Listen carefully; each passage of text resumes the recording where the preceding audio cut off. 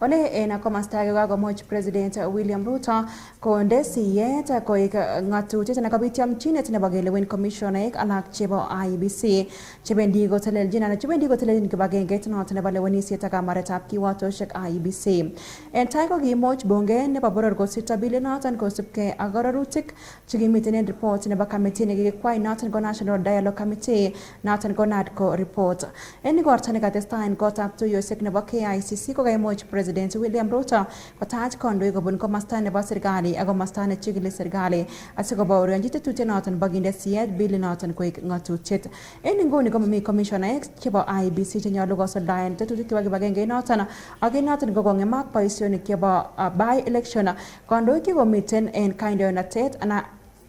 kondoik chekomiten en igoratan koboto rubeiwotab President Rigathi Gachagua, kandoindet nebo katuiyetabgei nebo Azimio Raila Odinga ak kandoindet nebo Wiper Kalonzo Musyoka en kwen nebo kandoik alak. The signing of this bill paves way for the establishment of the selection panel for the appointment of IEBC commissioners. The IEBC remains a cornerstone of our democracy, responsible for overseeing regular elections at various levels, and on the overall, ensuring that our electoral cycle is managed transparently and administered in an impartial, neutral, efficient, accurate, and accountable manner. I concur with leaders who have said there must be professionalism and integrity as part of the cardinal principles of the men and women who will be charged with the responsibility of overseeing our elections. En kasaraat ko kaimuch kama President William Ruto kole ba kamanut bill noton bo kibagengeit noton nebo IEBC ako weki kongoi committee noton nekisuldaen ng'alalutik noton ko Nadco committee en kama kole wendi kobusingon kora akobo magutik alak chekimiten en report noton en kamanut nebo kotestai boisionik chebo bandaptai. Dialogue Committee, established last year, resulted from the closing of ranks across the political divide to forge consensus on a number of priority national issues, including the reconstitution of the IEBC.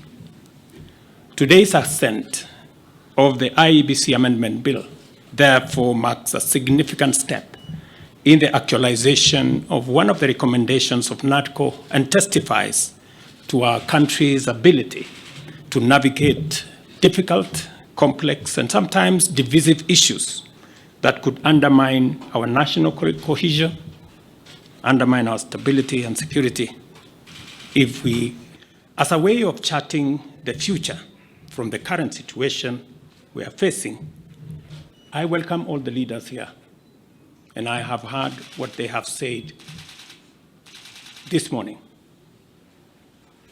and all other stakeholders working together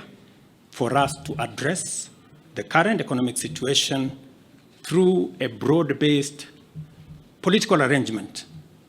and to rally the country forward, as has been said by the former Prime Minister.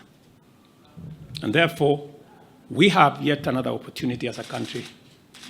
Kenya being the resilient people we always are, to come together and figure out the future of our country in a manner that makes sure that we address the existential challenges and threats that face our nation. And that's the reason why I set up a committee to work and audit our debt, for us to interrogate our expenditure, and for us to work on anti-corruption.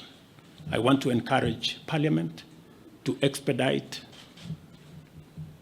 the conflict of interest bill that will support our anti-corruption measures, especially in relation to public officers. And I am hopeful that these are some of the conversations that we will be engaged in